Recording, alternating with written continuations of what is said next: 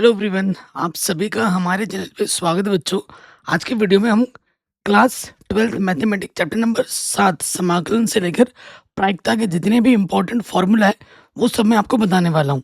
बाकी मैंने पूरी गणित, पूरी एनसीईआरटी वगैरह पढ़ा दी है, लिंक्स मिलेंगे डिस्क्रिप्शन में। पार्ट 1 की मैंने ऑलरेडी वीडियो बना दी थी पहली वाली बुक की। आज हम दूसरी वाली बुक की बना रहे हैं। पीडीएफ तभी मिलेगा जब इस वीडियो पे 1000 लाइक और 200 कमेंट होंगे। ठीक है, तो प्लीज़ लाइक शेयर ज़रूर करना। पहले वाले सूत्र पे हम आ जाते हैं। कह रहे हैं एक्स की पावर एन डी एक्स क्या होता है? एक्स की पावर एन प्लस वन बट्टे में एन प्लस वन। ठीक है, समाकलन दो प्रकार के होते हैं, एक निश्चित समाकलन और एक अनिश्चित समाकलन। ये वाला समाकलन क्या है? अनिश्चित समाकलन है। ठीक है, जिसमें लिमिट नहीं होती है। समाकलन करने के बाद हम सी जोड़ते हैं, जहाँ सी हमारा क्या होता है? एक समाकलन नियतांक होता है। ये आप जानते हैं। अगर सिर्फ डी एक्स रहेगा तो डी एक्स का इंटीग्रेशन क्या होता है? एक्स होता है। कॉश एक्स का इंटीग्रेशन साइन एक्स होता है। साइन एक्स का इंटीग्रेशन माइनस के कॉश एक्स होता है। शेक स्क्वायर एक्स का इंटीग्रेशन टेन एक्स होता है। कॉशेक एक्स कॉट एक्स का इंटीग्रेशन माइनस के कॉशेक एक्स होता है। शेक एक्स टेन एक्स का इंटीग्रेशन शेक एक्स होता है। और cosec square x D x का इंटीग्रेशन माइनस के कॉट एक्स होता है।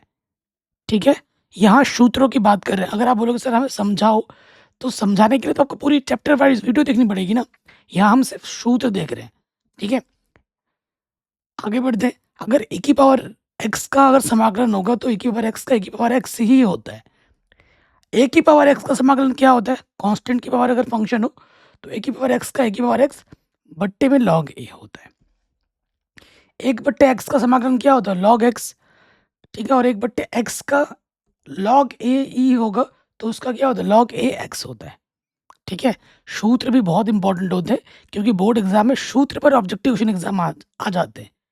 ठीक है, यूपी बोर्ड में, बिहार बोर्ड में सूत्रों पे भी, और किसी भी बोर्ड में आप क्यों ना हो, सूत्रों पे भी ऑब्जेक्टिव क्वेश्चन बन जाते हैं। तो सूत्र बहुत इंपॉर्टेंट है। सूत्रों से ऑब्जेक्टिव प्रश्न भी बनेंगे। सूत्रों को से ही हम प्रश्नों को हल कर पाएंगे, है कि नहीं? तो बिना सूत्र के कुछ नहीं बनेगा। एक बट्टे अंडर रूट के अंदर वन माइनस एक्स स्क्वायर किसका होता है? Sine inverse x. अगर आपको इसको नेगेटिव में लिखना है, सेम चीज़ है, अगर नेगेटिव में लिखोगे तो क्या आ जाएगा? Cos inverse x. तो एक के साथ एक फ्री है, कह सकते हैं। एक के साथ एक क्या है? फ्री है कि नहीं? साइन के अगर प्लस में लिखोगे तो साइन इनवर्स एक्स, नेगेटिव में लिखोगे तो क्या आ जाएगा? माइनस के कॉस इनवर्स एक्स। देख पा रहे हैं आप? उसके बाद देखिए इसके साथ ये वाला फ्री हो जाएगा। कैसे? एक बट्टा वन प्लस एक्स स्क्वायर है, प्लस में लिखोगे तो टेन इनवर्स एक्स, नेगेटिव में लिखोगे तो माइनस के कॉट इनवर्स एक्स। दिख ही रहा है आपको? आगे बात करते हैं ये वाला जैसे है, एक के बट्टे में एक्स अंडर रूट के अंदर एक्स स्क्वायर माइनस वन, तो इसका इंटीग्रेशन क्या होता है? Shake inverse x. और इसी चीज़ को अगर आप नेगेटिव में लिखोगे तो क्या आएगा? माइनस के कॉश इनवर्स एक्स। ठीक है, तो ये क्वेश्चन भी आपका, मतलब ये सूत्र भी आपका आराम से बन गया। ठीक, कुछ प्रतिस्थापन वाले आते हैं, जैसे ये टेन एक्स का समाकलन क्या होता है? Log shake x. पॉजिटिव में लिखोगे तो लॉग शेक एक्स, और नेगेटिव में लिखोगे तो माइनस के लॉग कॉश एक्स होता। ठीक है, अगर इसको हम क्या लिखें? नेगेटिव में लिखें तो ये हो जाएगा माइनस के लॉग कॉश एक्स प्लस सी। अगर आप नेगेटिव में लिखोगे तो कॉट एक्स का क्या होता है? Log sine x. Shake x का क्या होता है? Log shake x plus ten x. और कॉशेक एक्स का क्या होता है? लॉग कॉशेक एक्स माइनस के कॉट एक्स। ठीक है, आराम से देखिए, वीडियो को पॉज करके कॉपी में लिख लेना। देखो, मैं पीडीएफ तो दे दूंगा, लेकिन सबसे बेस्ट क्या होता है? आप आराम से सुनो, देखो, और तुरंत अपने हाथ से लिखो भी। जो नोट्स आप अपने हाथ से बनाओगे उससे आपकी एक प्रॉपर नोट्स बनेगी, आपका रिवीजन होगा। जब कोई चीज़ हम बोल के खुद से लिखते हैं ना, तो वो दिमाग में हमारे अच्छे से जाती है। ये आपने देखा होगा। अगला क्वेश्चन है, देखो, डी एक्स बट्टे x square plus A square होगा, इसका बहुत ज़्यादा यूज होता है। क्या सूत्र है? वन अपॉन ए टेन इनवर्स एक्स अपॉन ए। ठीक है, बहुत ज़्यादा यूज होगा। अगर डी एक्स बट्टे एक्स स्क्वायर माइनस ए स्क्वायर के रूप में है तो इसका सूत्र क्या होता है? वन अपॉन टू है लॉग एक्स माइनस ए एक्स प्लस ए। अगर ए स्क्वायर पहले आ जाएगा, एक्स स्क्वायर बाद में आएगा, तो क्या होगा? वन अपॉन टू ही रहेगा, तो यहाँ पर ए प्लस एक्स आएगा। ध्यान रखिए, जब ए बाद में आता है तो एक्स माइनस ए होता है, जब ए पहले आता है तो ए प्लस एक्स होता है, ए प्लस एक्स, और यहाँ पर आएगा ए माइनस एक्स। बट्टे में, ठीक है। dx बट्टे अंडर रूट के अंदर a square minus x square होगा तो क्या होगा, sine inverse x upon a होगा, ठीक है। ये बहुत इंपॉर्टेंट है, इस पर ऑब्जेक्टिव भी आ जाते हैं। बिना सूत्र के तो आप प्रश्न को हल नहीं कर पाएंगे ना। कई बार समाकलन ऐसा होता है, बस सूत्र याद हो जाए समाकलन आराम से हो जाता है। जैसे ये वाला है dx बट्टे में अंडर रूट के अंदर एक्स स्क्वायर माइनस ए स्क्वायर, क्या होगा, log x plus under root के अंदर x plus A square plus C, ठीक है। आई बात समझ में, यहाँ पर नेगेटिव होगा। देखो सेम चीज़ है, यहाँ प्लस लग गया तो यहाँ पर सिर्फ क्या लग जाएगा, प्लस। यहाँ पे क्या लग जाएगा, प्लस लग जाएगा। और यहाँ क्या था, नेगेटिव।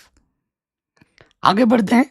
कुछ जैसे sine square x, cos square x, ten square x, इनका समाकलन नहीं होता है। अगर साइन स्क्वायर एक्स लिखा हुआ आएगा तो उसको समाकलन करने के लिए हमें इसको खोलना पड़ेगा। 1 minus cos two x upon 2 होता है। और कॉस स्क्वायर एक्स की जगह में क्या लिखना पड़ता है, 1 plus cos two x upon 2 लिखना पड़ता है। फिर मान रखेंगे, फिर अलग अलग लेंगे, फिर हम क्या करेंगे, समाकलन। साइन क्यूब एक्स में आ जाओ, इसका सूत्र क्या होता है, 3 साइन एक्स माइनस के साइन 3 एक्स बट्टे में 4, ठीक है। जितना लिखोगे उतना आपके दिमाग में याद रहेगा। फिर क्या है, कॉस क्यूब एक्स क्या होता है, 3 cos x plus cos 3 x बट्टे में क्या, 4 होता है।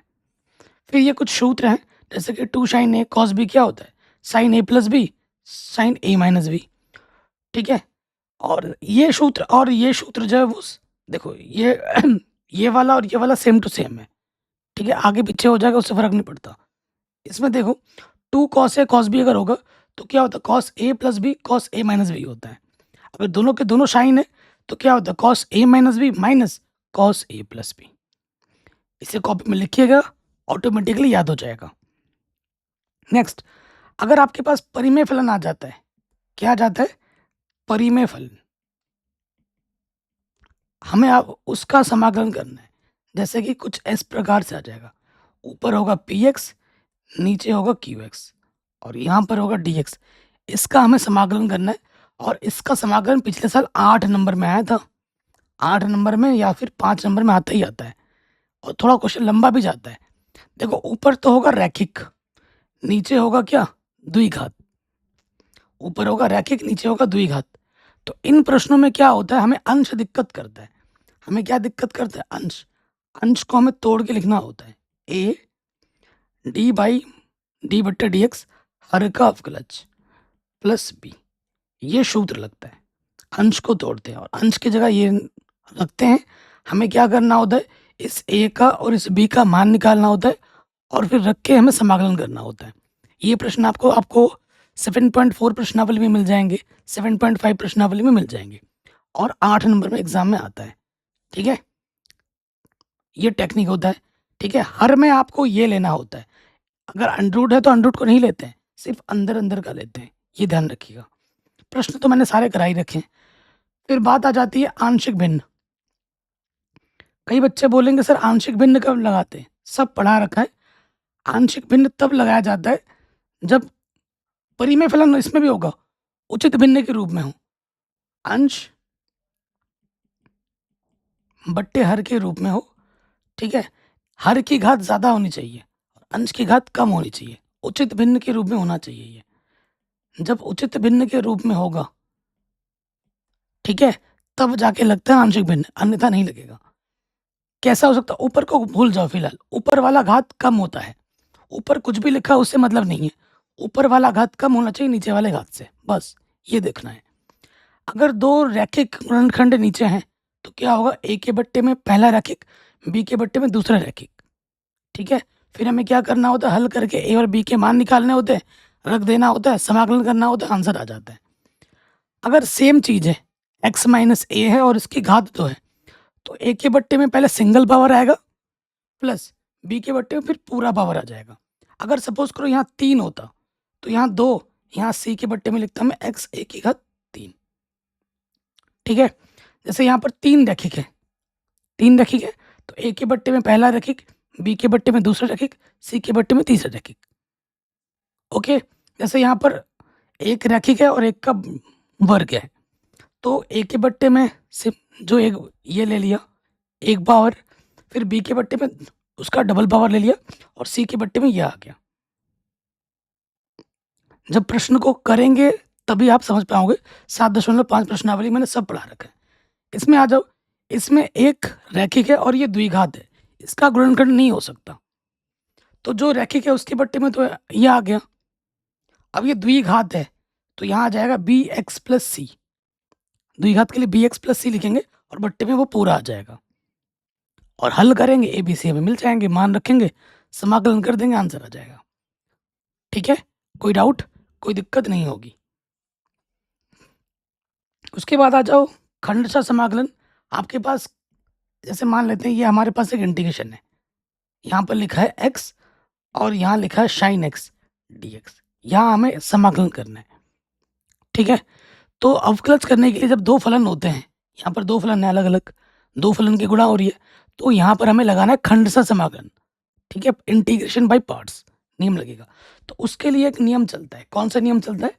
आई लेट का, मानने के लिए आई लेट। आई का मतलब होता है कोई इंटीजर हो या कोई इनवर्स हो, उसको आप पहला वेरिएबल दोगे, या उसके बाद आता है लॉग, उसके बाद आता है एल्जेब्रिक। ठीक है, एल्जेब्रिक मतलब कोई शब्द वगैरह हो, लॉग मतलब जो लॉग में हो, टी का मतलब टिग्नोमेट्रिक, जैसे कि साइन कॉस टेन, इस तरीके के टिग्नोमेट्रिक, और ई का मतलब होता है एक्सपोनेंशियल, ई की पावर एक्स वगैरह। तो यहाँ जब देखेंगे तो देखो एल्जेब्रिक, एल्जेब्रिक मतलब एक्स वगैरह, और उसके बाद आता है टिग्नोमेट्रिक, तो ये हो जाएगा फर्स्ट और ये हो जाएगा सेकंड। एक्स वाला फर्स्ट होगा, साइन एक्स सेकंड होगा। नियम क्या होता है? पहला गुणे दूसरे का समाकलन माइनस, देखो माइनस समाकलन लग जाएगा, ब्रैकेट लगा दोगे, पहले वाले का अवकलज। देखो यहाँ u और v बोल दिया है, पहले वाले को क्या बोला है? u बोला है, पहले वाले को नाम दिया है u, दूसरे वाले को नाम दिया है v, बस और कुछ नहीं। तो पहले वाले का अवकलज, दूसरे वाले का समाकलन, फिर पूरे का समाकलन। मैं फिर से बोल रहा हूँ, पहला वैसे का वैसे, दूसरे का समाकलन माइनस समाकलन, ब्रैकेट लगाओगे, पहले वाले का अवकलज गुणे में दूसरे वाले का समाकलन और फिर पूरे का समाकलन। ठीक हो गया? अब यहाँ पे आ जाओ, कुछ फॉर्मूला बेस्ड क्वेश्चन है, डायरेक्ट फॉर्मूला आएगा। सबसे इंपॉर्टेंट तो ये है, ये 1 नंबर में भी आ जाता है, 2 नंबर में भी आ जाता है, ये जो प्रमेय है। ठीक है, अगर आपके पास इंटीग्रेशन है e की पावर x गुणे में और ब्रैकेट के अंदर क्या है? फंक्शन x, और उसका अवकलज पूरा मौजूद है यहाँ पर f डैश x, तो उसका समाकलन क्या होता है? उसका समाकलन होता है ई एक्स एफ एक्स। ठीक है, ई एक्स एफ एक्स होता है।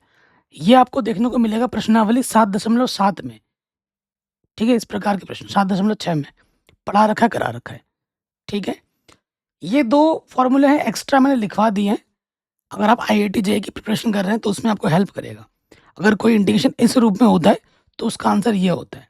ये भले ही आपको अभी है, आपको NCERT में नहीं दिखेगा, लेकिन जब आप BSc BTech वगैरह में जाओगे ना, इंजीनियरिंग मैथमेटिक्स लोगे, तो ये फॉर्मूला आपको याद करना पड़ेगा। अभी जो इंटीग्रेशन आप पढ़ रहे हो ना मेरे भाई, बहुत आसान है।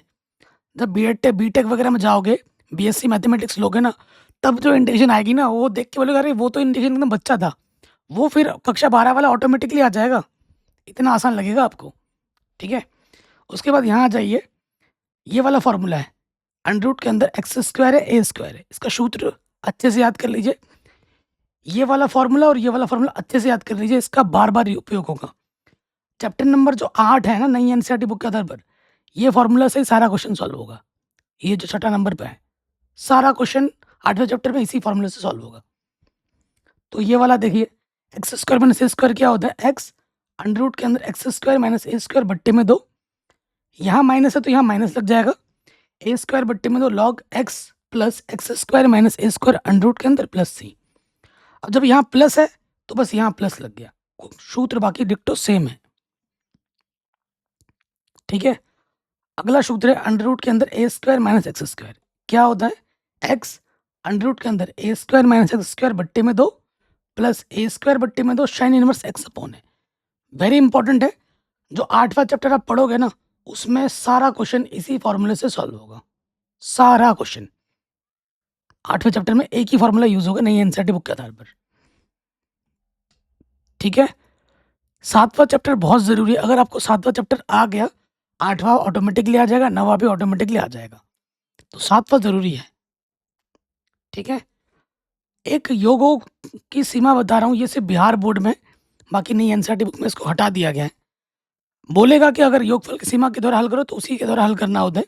क्या होता है इंटीग्रेशन, अगर ए से बी जा रहा है लिमिट, निश्चित समाकलन आ गया, तो क्या होता है limit h tends to 0, h होता है ब्रैकेट के अंदर होता है फंक्शन है, फिर प्लस में आता है फंक्शन a प्लस एच, और ये चलता जाता है n टाइम्स तक, और यहाँ पर NH बराबर होता है b माइनस ए।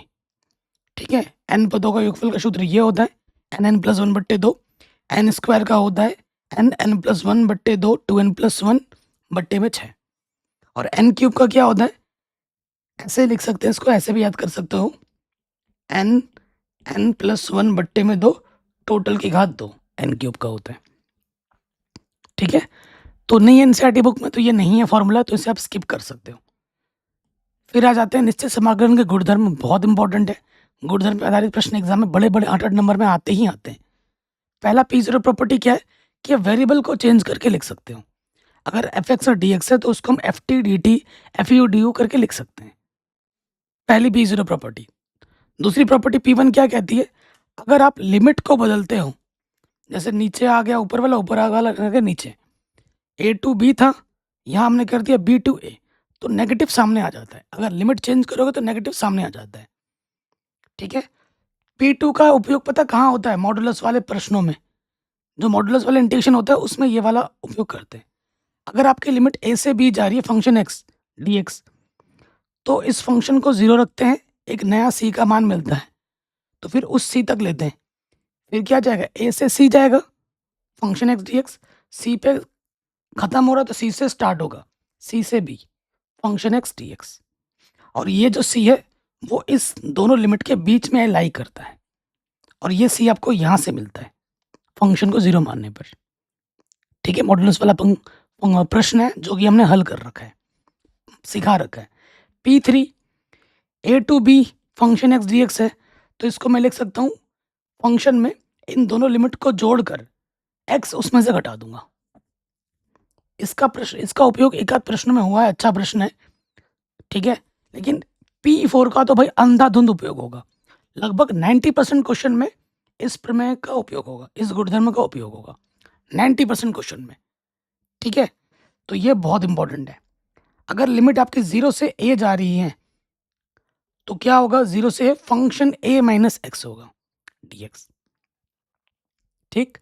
अगर आपकी लिमिट 0 से 2a है तो इसको मैं लिख सकता हूँ 0 से a function x dx plus 0 से function 2a minus x dx करके लिख सकता हूँ। इस पर आधारित आपको कोई भी प्रश्न नहीं मिलेगा, कभी पूछा ही नहीं गया है, तो आप इसे समझने के लिए तो सब समझना ही है, बट स्किप कर सकते हो, ज़रूरत नहीं पड़ेगी। आगे बात करते हैं, जब लिमिट आपका 0 से 2a होगा, फिर से वही चीज़ है, फंक्शन x dx सेम चीज़ है, सेम चीज़। इसको हम कैसे लिख सकते हैं, तो ये जो 2 है गुणे में, ये 2 सामने आ जाएगा और यहाँ हो जाएगा 0 से a। कब? फंक्शन x dx हो जाएगा कब, जब function 2a minus x function x के बराबर होगा। इस पर आधारित प्रश्न हर साल आता है एग्जाम में। एक क्वेश्चन होगा विविध उदाहरण का, ठीक है, 0 से पाई एक्स dx बट्टे में a square cos square x plus b square sine square x, ऐसा एक सूत्र होगा, ऐसा एक प्रश्न होगा, उसमें इसका उपयोग हुआ है। ऐसे बहुत सारे क्वेश्चन हैं जिसमें इसका उपयोग हुआ है। ठीक है? और ये तब होता है जब ये चीज़ होगा, तब ये 2 सामने आएगा। अगर f2a minus x minus F x के बराबर आ जाए तो फिर इंटीग्रेशन का मान डायरेक्ट क्या हो जाएगा, 0। डायरेक्ट, कोई हल नहीं, डायरेक्ट 0। अगर फंक्शन 2a माइनस करने पर f माइनस माइनस के एफ एक्स आ जाए, यानी कि विषम फलन बन जाए, तो फिर वो क्या होगा, उसका इंटीग्रेशन का आंसर 0 होगा। अगर लिमिट ऊपर नीचे सेम है, नीचे वाला नेगेटिव ऊपर वाला पॉजिटिव है, तो देखो 2 बाहर आ जाएगा और यहाँ से हो जाएगा 0 से a F x D x. कब? जब फलन एक सम फलन हो, जब x की जगह पर आप माइनस के x रख रहे हो लेकिन वो फिर से एफ एक्स ही आ रहा है, तो सम फलन होता है। सम फलन का उदाहरण देता हूँ, मेरे पास फंक्शन लिया मैंने कॉस x, मैं क्या करता हूँ, x के जगह पे मैंने माइनस के x रख दिया,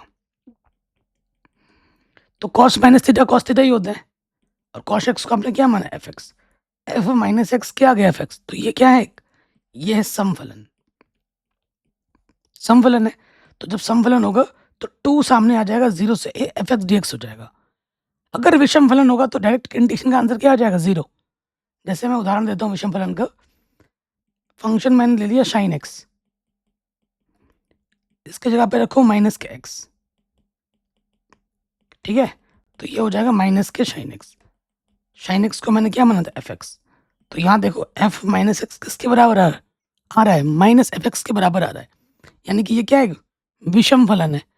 और विषम फलन का इंटीग्रेशन का आंसर क्या होता है, 0 होता है। क्या होता है, 0 होता है, ठीक है। तो 0 आ जाएगा, कोई दिक्कत। तो ये सारे सूत्र, सारे नियम मैंने समाकलन के आपको बता दिए। सबसे ज़्यादा सूत्र इसी में ही है। आगे बात करते हैं। और ये जितने भी सूत्र मैं बता रहा हूँ, ये नई एनसीईआरटी बुक के आधार पे बता रहा हूँ, ठीक है। ये सारे हिंदी मीडियम बोर्ड्स के लिए इंपॉर्टेंट है। लेकिन अगर कोई बच्चा बिहार बोर्ड वाला देख रहा है, उसको थोड़ा सा एक्स्ट्रा याद करना पड़ेगा समतल वाला सूत्र, जो कि मैंने पहले वीडियोज़ में बता रखे हैं।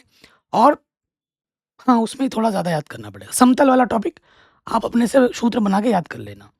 अगर आप बोलोगे तो मैं एक अलग से समतल वाला टॉपिक पे वीडियो बना दूंगा। अब हम बात करते हैं समाकलनों के अनुप्रयोग। बहुत ही आसान चैप्टर है।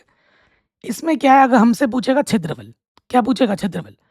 अगर आप लिमिट एक्स में लेते हो तो फॉर्मूला लग जाएगा वाई डी एक्स क्षेत्रफल का। अगर आप लिमिट वाई में लेते हो तो सूत्र लग जाएगा एक्स डी वाई। बस आपको किसका ज्ञान होना चाहिए, चित्र का ज्ञान होना चाहिए। जैसे कि ये मैंने बना दिया, क्या बना दिया, दीर्घवृत्त।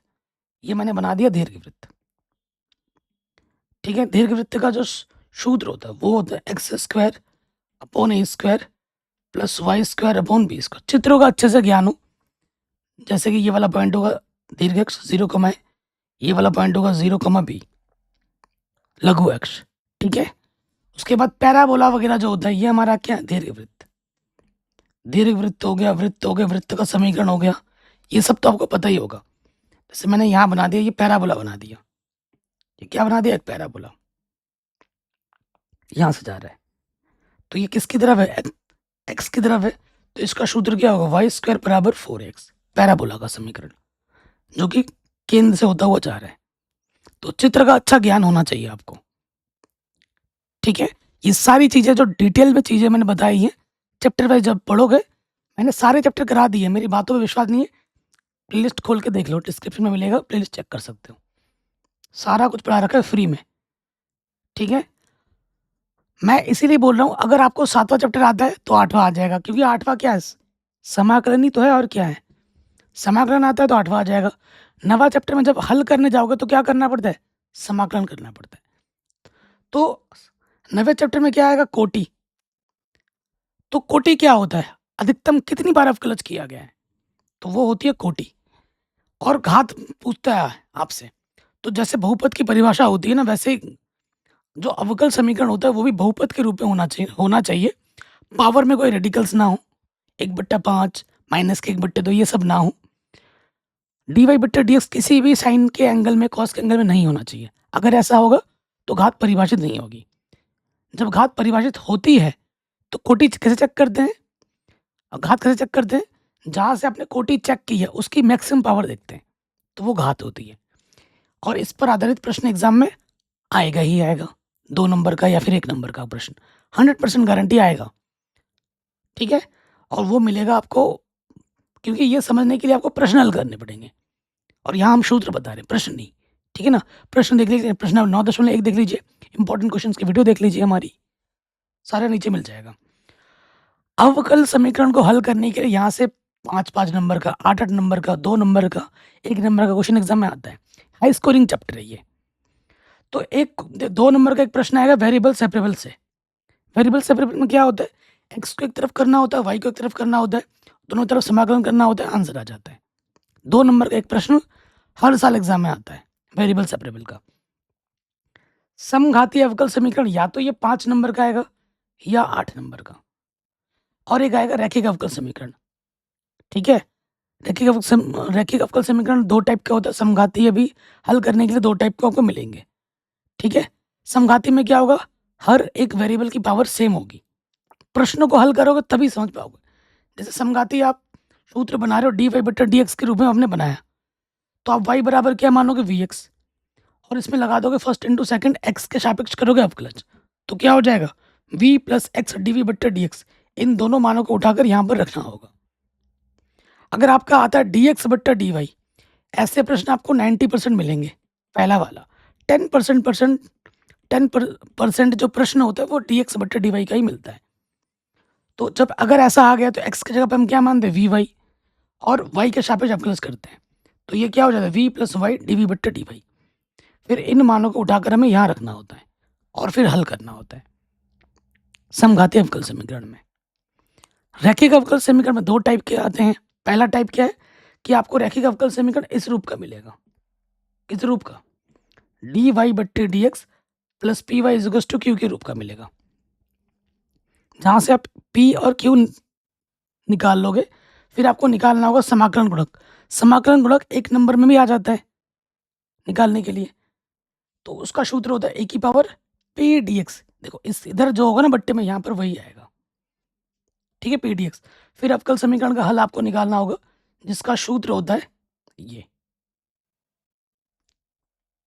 क्या होता है, यहाँ y है ना, तो y गुणा इंटीग्रेटिंग फैक्टर बराबर इंटीग्रेशन q गुणा इंटीग्रेटिंग फैक्टर dx, समाकलन करना है, प्लस c।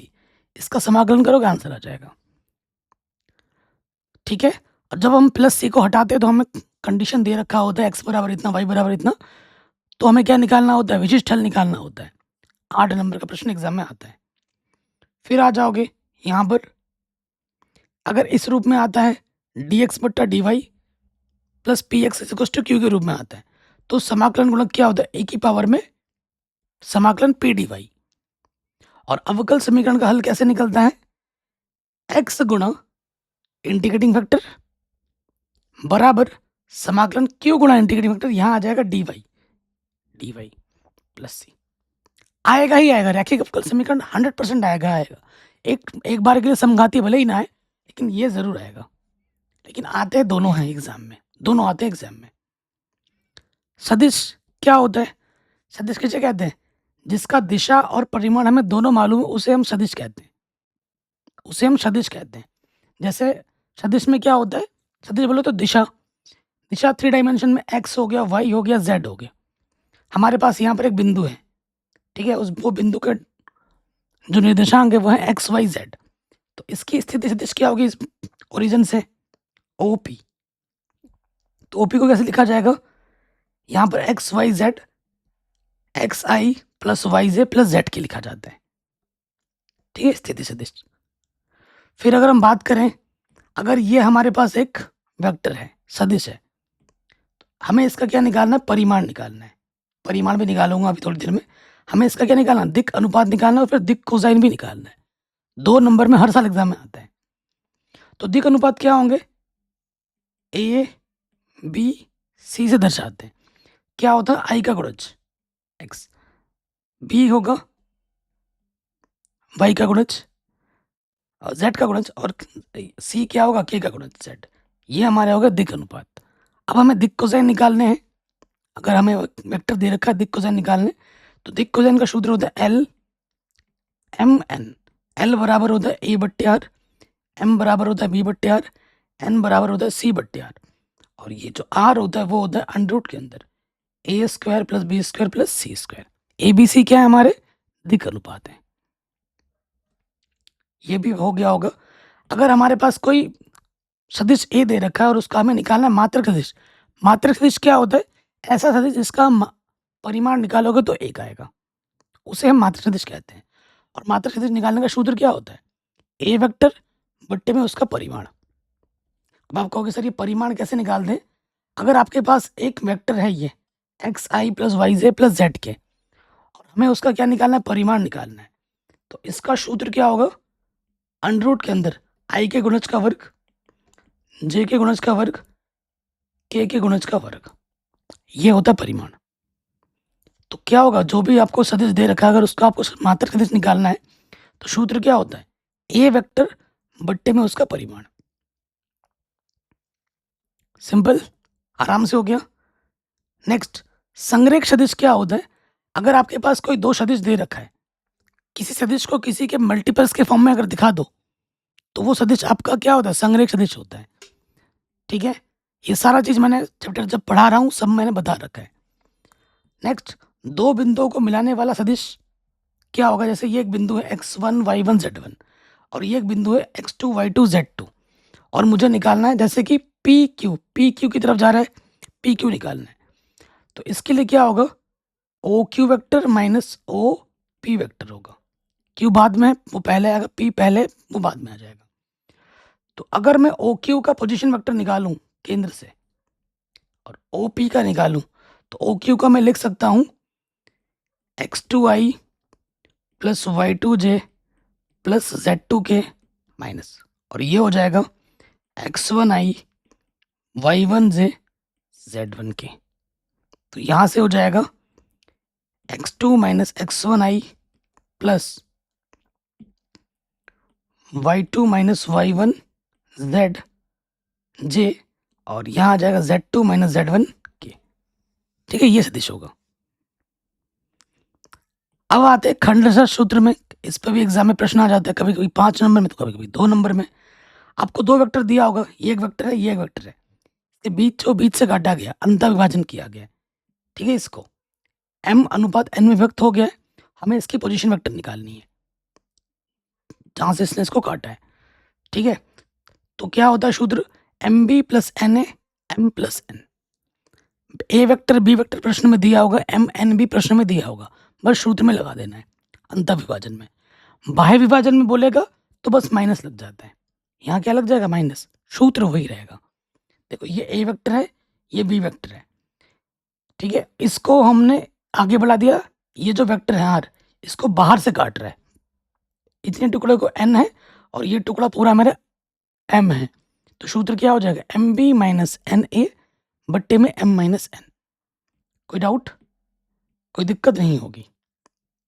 ठीक है, तो अंता के लिए प्लस लगता है, भाई के लिए नेगेटिव, बस इतना सा फर्क है। आगे बात करते हैं, मध्य बिंदु अगर निकालना है, दो सदिश आपको दे रखा है, उससे बोल दे मध्य बिंदु सदिश क्या होगा। तो आप क्या करना है? आई का जो भी गुणज है उसको जोड़ोगे और आधा कर दोगे, प्लस जे का जो भी गुणज है उनको जोड़ोगे, आधा कर दोगे, के का जो भी गुणज है उनको जोड़ोगे, आधा कर दोगे, तो मध्य बिंदु सदिश आपको आराम से मिल जाएगा। ठीक है, दो सदिशों का अदिश गुणनफल पे आ जाओ। अदिश गुणनफल बोले तो डॉट प्रोडक्ट। ठीक है, अगर आपके पास दो वेक्टर हैं ए और बी, अगर उनके बीच का कोण थीटा है, जैसे ये वेक्टर ए ले लिया, दूसरा वेक्टर हमने बी ले लिया, इनके बीच का कोण थीटा है, तो दो सदिश के बीच कोण निकालने के लिए भी प्रश्न आ जाता है 2 नंबर में, 5 नंबर में। कॉस थीटा बराबर क्या होगा? ए डॉट बी बट्टे में मापांक ए गुणा मापांक बी। ठीक है, याद रखिएगा। देखो, जो इंपॉर्टेंट है, जो जरूरी सूत्र है, मैं बस वही लिखा रहा हूँ। अगर सूत्र लिखाऊंगा तो बहुत सारा सूत्र हो जाएगा फालतू का, फालतू का सूत्र मैं निकाला हूँ। जो काम का है बस वही लिखा रहा हूँ, जो इंपॉर्टेंट फॉर्मूले हैं बस वही, जिनकी हमें ज़रूरत पड़ेगी वास्तव में। ऐसे लिखूंगा ना तो बहुत लिख सकता हूँ, फालतू नहीं लिखवा रहा हूँ। आप जानते हैं ए डॉट बी क्या होता है? बी डॉट ए के बराबर होता है। अगर ए और बी वेक्टर आपस में लंबवत हैं तो ए डॉट बी का मान क्या होगा? 0 होगा। एग्जाम में प्रश्न आता है। ए डॉट ए क्या होता है? मापांक ए के वर्ग के बराबर होता है। I dot I J dot J के डॉट के का मान 1 के बराबर होता है। खुद का डॉट प्रोडक्ट खुद के साथ 1 होगा, किसी दूसरे के साथ जैसे आई डॉट जे डॉट के या के dot I, different dot product क्या होता है? 0 के बराबर होता है। ऑब्जेक्टिव में प्रश्न बन जाता है यहाँ से। ठीक है, अगर आपके पास ये ए वेक्टर है, ये आपका बी वेक्टर है और आपको ए डॉट बी निकालना है, तो शॉर्ट ट्रिक क्या है कि आई वाले के गुणज की आई के साथ गुणा करनी है, A1 A2, फिर जे के साथ गुणा करनी है, B1 B2 प्लस प्लस गुणा प्लस, और C1 C2 गुणा हो जाएगी। ये शॉर्ट ट्रिक है। अगर दो वेक्टर आप जोड़ रहे हो, किसी एक वेक्टर से आप क्या करो? डॉट प्रोडक्ट, तो ये इसके साथ भी आएगा और ये इसके साथ भी आएगा, A dot B plus A dot C. अगर कोई लैम्डा, कोई स्केलर, जैसे कि 2 3 4 कोई भी एक संख्या हो गई, लैम्डा ए डॉट बी है तो लैम्डा ए डॉट बी लिखो या ए डॉट करके लैम्डा बी लिखो। डॉट प्रोडक्ट है तुम आगे पीछे कर सकते हैं, डॉट प्रोडक्ट में हम क्या कर सकते हैं, आगे पीछे कर सकते हैं, तो उस पर कोई फर्क नहीं पड़ता कुल मिलाकर। ठीक है, इस पर ऑब्जेक्टिव क्वेश्चन तो नहीं आते हैं, मतलब प्रश्न बड़े बड़े नहीं आते हैं, हो सकता है कि ऑब्जेक्टिव पूछ दे, तो उसके लिए एक बार देख लेना। अब हम बात करेंगे एक सदिश का किसी रेखा पर प्रक्षेप। ठीक है, तो देखो हमारे पास दो सदिश हैं, ए का बी पर प्रक्षेप। का और पर जिसको बोलेगा उसको बी मानना, का जिसको बोलेगा उसको आप ए मानना प्रश्न में। तो ए डॉट बी तो ऊपर आएगा ही आएगा, और जिस पर प्रक्षेप बोला है तो उसको आप बी मानोगे, उसका परिमाण नीचे आएगा। तो ए डॉट बी बट्टे में मापांक बी। एग्जाम में ये जो दो नोट करके लिखा है ये प्रूफ करने आते हैं 5-5 नंबर में। ठीक है, ये भी मैंने पढ़ा रखा है, एनसीईआरटी का ही प्रश्न है। ए डॉट बी का जो मॉडुलस होता है वो हमेशा छोटा होता है या बराबर होता है मॉडुलस ए इंटू मॉडुलस बी के। कोची सचवार इनइक्वालिटी कहते हैं इसको। ठीक है, और अगला है ए प्लस बी का जो मॉडुलस होता है वो छोटा होता है या फिर बराबर होता है मॉडुलस ए प्लस मॉडुलस बी के। ये 5 नंबर में आते हैं प्रूफ करने को, सब पढ़ा रखा है, करा रखा है। हो गया ये दो सदिश का सदिश गुणनफल। सदिश गुणनफल बोले तो क्रॉस प्रोडक्ट। सपोज करो ये हमारे पास ए वेक्टर है, ये मेरे पास बी वेक्टर है, मुझे ए क्रॉस बी निकालना है, तो ऐसे लिखते हैं ए। तो यहाँ से मैं क्या लिखूंगा, आई का गुणज लिखूंगा, पहले वाले का एक है, यहाँ आई लिखूंगा, यहाँ जे लिखूंगा, यहाँ के लिखूंगा।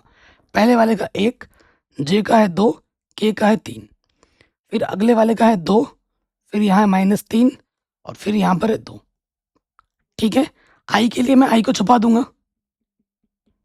फिर आई को जैसे छुपाऊंगा इसकी गुणा इसके साथ माइनस की गुणा इसके साथ, तो 2 दूनी 4, 3 तिया 9, माइनस का 9, नेगेटिव नेगेटिव पॉजिटिव हो जाएगा, घटा देते हैं, फिर माइनस आ जाता है, प्लस माइनस प्लस, इसमें प्लस लगता है, इसमें माइनस लगता है, इसमें प्लस लगता है। फिर जे को छुपाऊंगा, इसकी गुणा इसके साथ माइनस की गुणा इसके साथ, तो ये हो जाएगा 1 दूनी 2, 3 दूनी 6, फिर आ जाएगा प्लस का के को छुपा दूंगा, ये 2 आता ही होगा, इसकी गुणा इसके साथ 1 तिया -3, 2 दूनी 4, तो ये आ जाएगा 9 और 4 13 आई, माइनस माइनस प्लस 4 जे और माइनस के 7 के। ये होता है सदिश, दो सदिशों का सदिश गुणनफल, जो कि आपको आता ही होगा। अगर दो सदिश दे रखे हैं उन, ठीक है, उनका लंबवत मात्रा सदिश निकालना है तो साइन थीटा बराबर होता है ए क्रॉस बी का परिमाण बट्टे परिमाण है परिमाण बी। ठीक है, नोट करके लिख लीजिए, अगर ए क्रॉस बी 0 आता है तो इसका मतलब है कि दोनों वेक्टर आपस में क्या समानांतर है, दोनों सदिश क्या होगा आपस में समानांतर है, तभी उनका क्रॉस प्रोडक्ट क्या है 0 है। ए डॉट बी 0 आने पे लंबवत होता है, ए क्रॉस बी 0 आने पे समांतर होता है। ए क्रॉस बी को अगर मैं बी क्रॉस ए लिखता हूँ तो यहाँ नेगेटिव सामने लग जाएगा, उसमें क्या होता था ए डॉट बी को मैं बी डॉट ए लिख सकता हूँ, लेकिन क्रॉस प्रोडक्ट में अगर पीछे वाले को मैं आगे लाऊंगा तो सामने लग जाएगा negative. I cross same to same का क्रॉस प्रोडक्ट क्या होता है 0। ठीक है, यहाँ अगर मैं जे डॉट जे क्रॉस जे लिखूंगा तो 0, के क्रॉस के लिखूंगा तो भी 0। ठीक, और ये जानते हैं आप, ये सिमेट्री चलती है इधर से, आई जे के, आई गुणा जे क्या होगा के होगा, जे गुणा के क्या होगा आई होगा, और के गुणा आई क्या होगा जे होगा। अगर मैं इसको चेंज कर दूं, ठीक है, अगर मैं लिख दूं के गुणा जे, तो मैंने क्या कर दिया, डायरेक्शन चेंज कर दी, के गुणा जे आई तो होगा लेकिन डायरेक्शन उल्टे डायरेक्शन में जा रहे तो नेगेटिव लग जाएगा माइनस के आई। ठीक है, इस पे भी प्रश्न एग्जाम में आ जाता है ऑब्जेक्टिव में। अगर आपके पास समांतर चतुर्भुज है और समांतर चतुर्भुज की दो संलग्न भुजाएं आपको मालूम है, संलग्न वेक्टर आपको मालूम है, तो उसका क्षेत्रफल का सूत्र होता है ए क्रॉस बी, क्या लेना होता है उसके बाद उसका परिमाण ले लेना होता है। 2 नंबर का प्रश्न एग्जाम में आता है हर साल।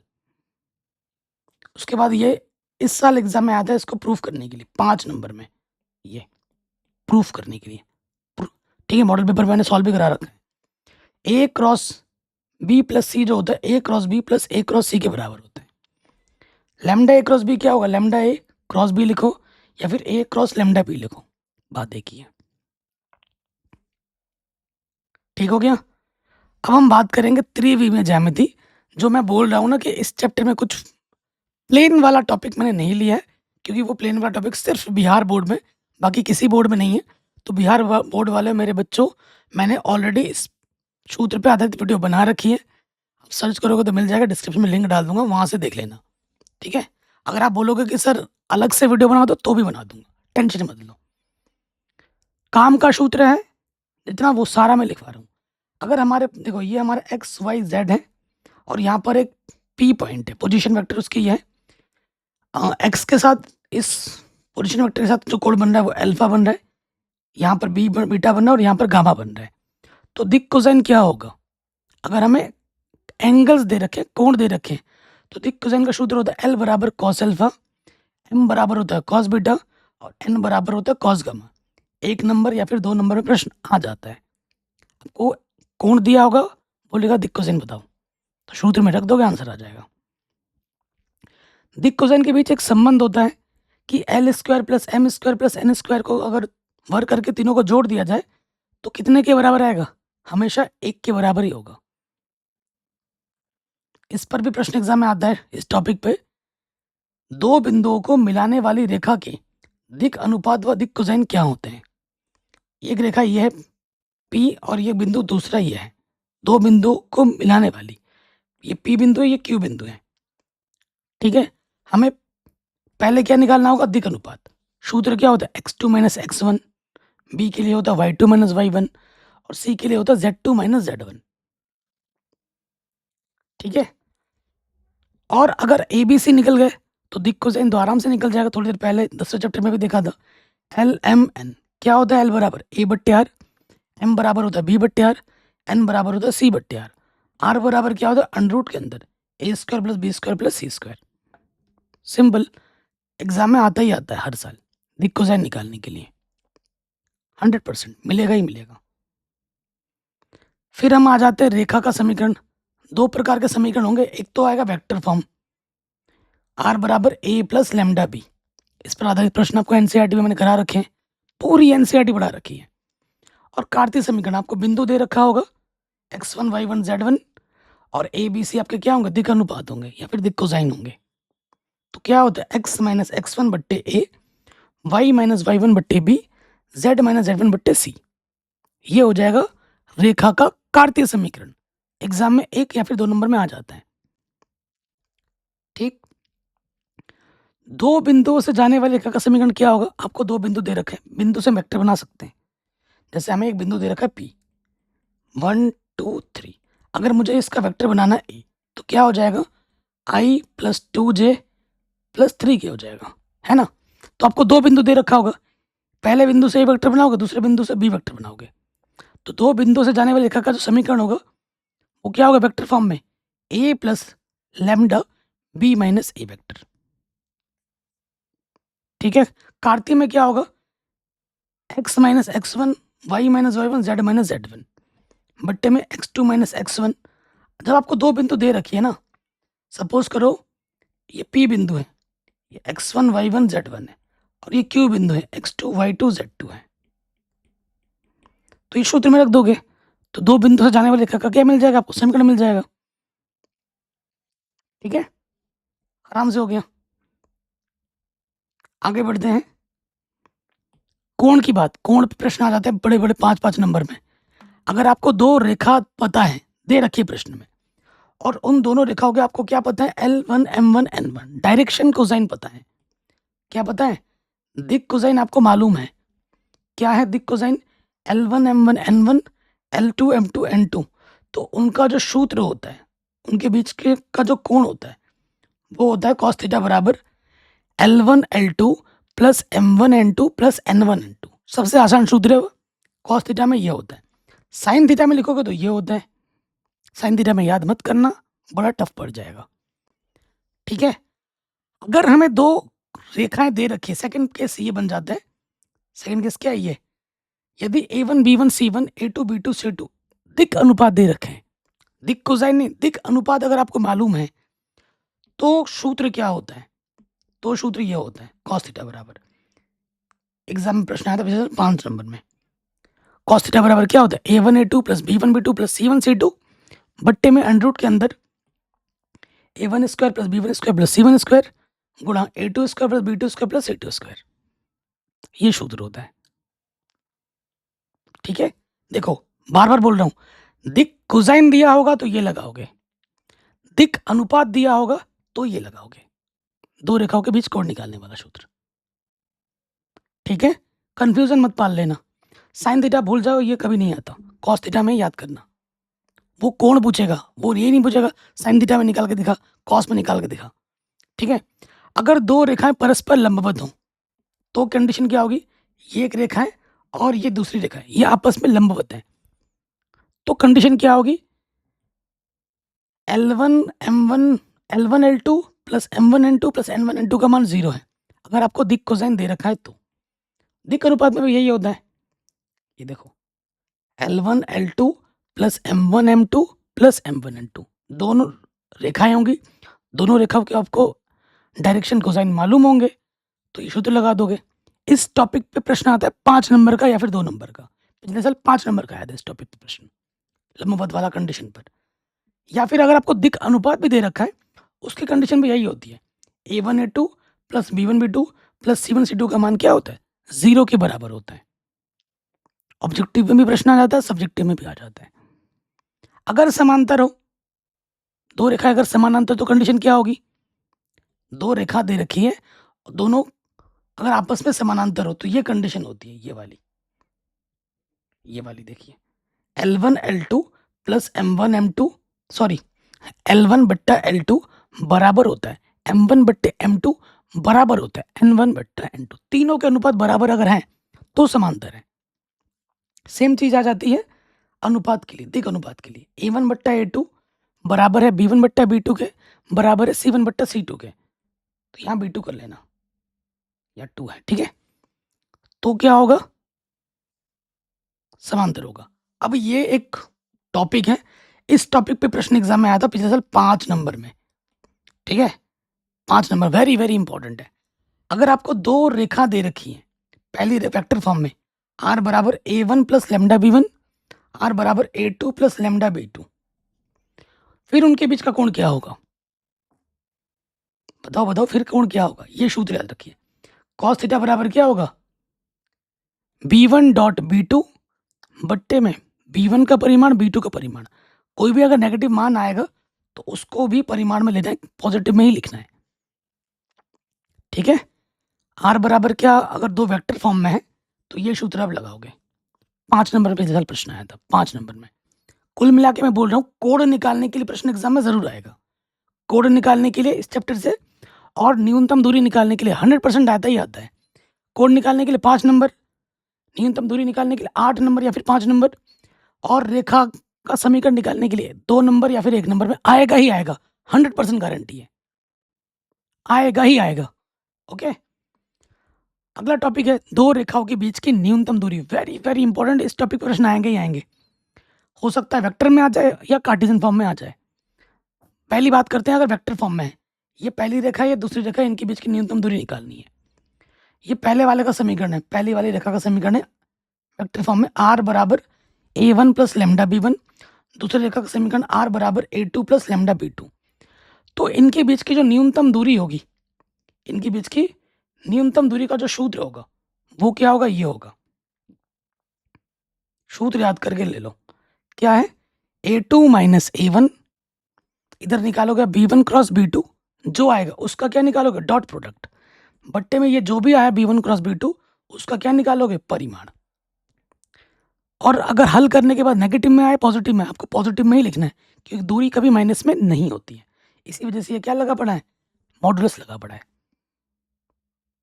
इसी वजह से यहाँ क्या लगा पड़ा है, मॉडुलस लगा पड़ा है। समझ गए आप लोग, कोई दिक्कत कोई परेशानी नहीं होनी चाहिए। ठीक है, ये वेक्टर फॉर्म में है। वैसे आपको मैं एक ट्रिक बताऊं अंदर की बात, वेक्टर फॉर्म वाला क्वेश्चन एग्जाम में ज़्यादा आता है, 90% चांस है आपके क्वेश्चन में, क्योंकि यूपी बोर्ड की अगर मैं बात करूँ 7 सेट बनते हैं, 7 सेट, तो 7 में से कम 6 सेट में ये वाला प्रश्न आएगा वेक्टर, एक सेट में आ जाएगा कार्टेशियन वाला, लेकिन आएगा ज़रूर। वेक्टर वाला भी आएगा, कार्टेशियन वाला भी आएगा, आएगा ज़रूर। तो आपके नसीब में क्या है क्या पता, तैयारी तो हमें दोनों करनी है। अब देखो ये मैंने ले लिया है कार्टेशियन फॉर्म में, ठीक है? कार्टेशियन फॉर्म में ये है पहला रेखा और ये है आपका दूसरा रेखा। दोनों रेखाओं से आपको x1, y1, z1, a1, b1, c1 मिलेगा। x2, y2, z2, a2, b2, c2 मिलेगा। सूत्र क्या होता है?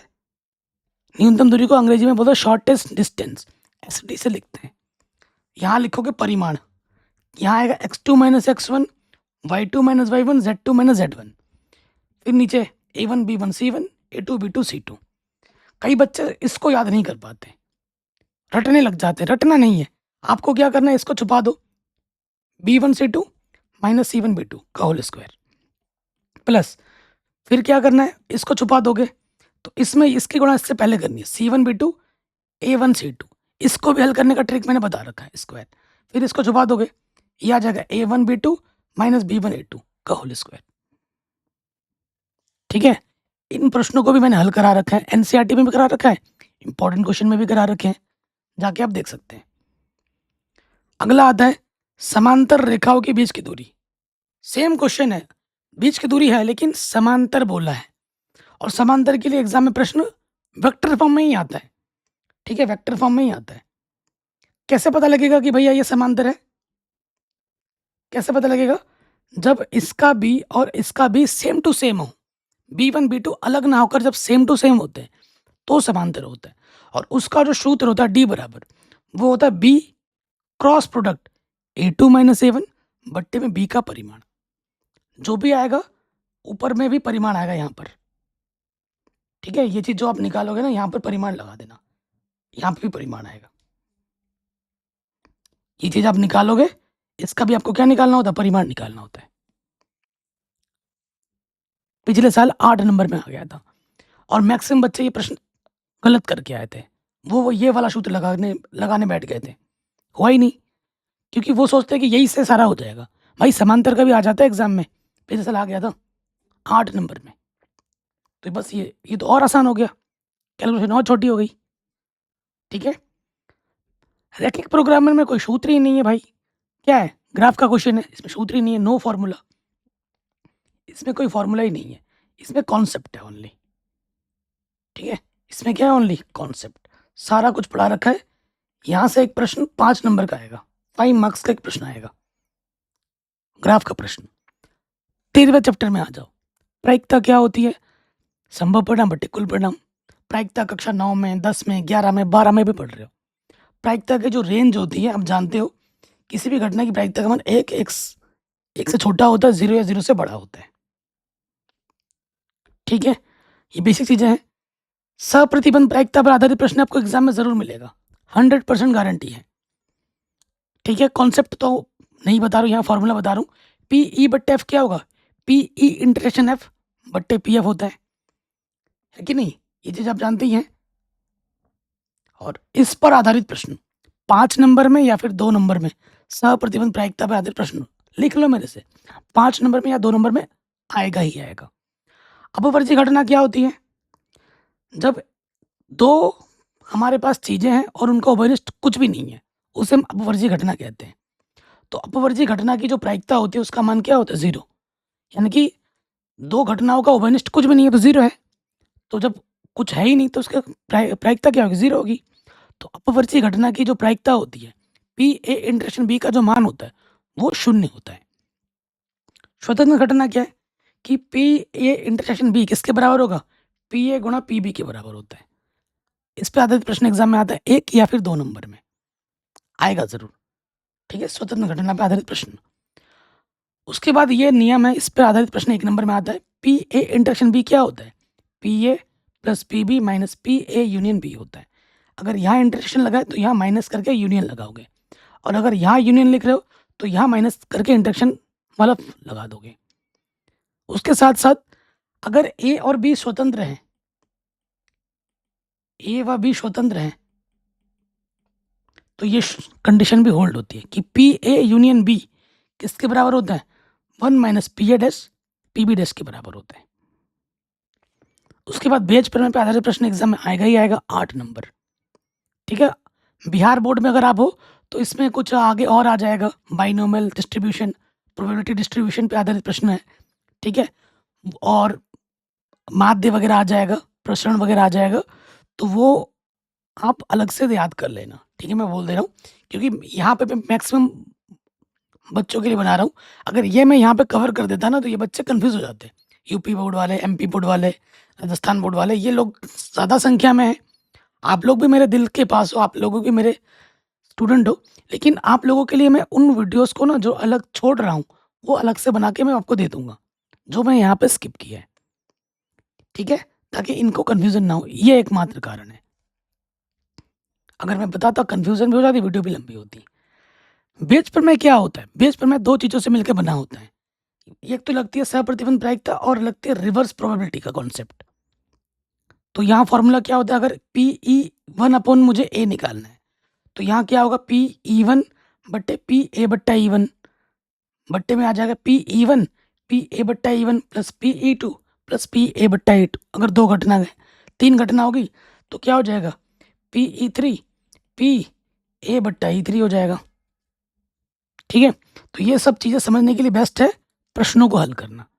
प्रश्नों को हल करोगे, सूत्र याद नहीं करना पड़ेगा, ऑटोमेटिकली याद हो जाएगा।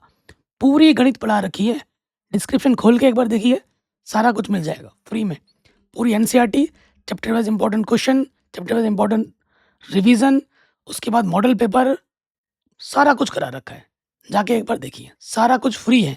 प्लीज़ अपना प्यार दीजिए, प्लीज़ अपना सपोर्ट दीजिए। किसी भी प्रकार की वीडियो की ज़रूरत हो, कमेंट करके आप बता सकते हैं। जय हिंद, अपना ख्याल रखें, मिलते हैं आपसे नए वीडियो में। इसकी पीडीएफ मैं आपको दे दूँगा, टेलीग्राम चैनल पे मिल जाएगा। टेलीग्राम चैनल का नाम भी बता देता हूँ, मैथमेटिक्स एनालिसिस ऑफिशियल है, वहाँ मिल जाएगा। बस जैसे ही वीडियो पे 1000 लाइक और 200 कमेंट होंगे तो।